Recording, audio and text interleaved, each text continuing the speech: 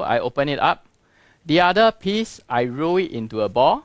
So if you can see, if I drop them at the same time, it's quite obvious, right? The one that I roll it into a ball, it dropped first. But the tissue paper, right, that has the shape of a rectangle, right? When it's fully opened up, it drops lower. Okay, it's because of the air resistance, guys. Why is it so? It's like if you need to experience this, very simple. Take an umbrella, you open it up, and then you try to run. You find that it's very difficult to run because the umbrella has a very big surface area. It opposes you. It increases the air resistance. Okay, so if you look at this, you can't really see the air, but the air is actually at the bottom. They are pushing up the paper.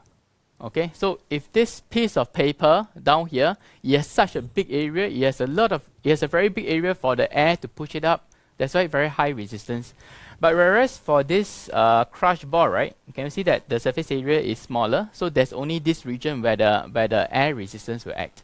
Okay, so that is why this will fall down faster, less air resistance. This will take a longer time to fall.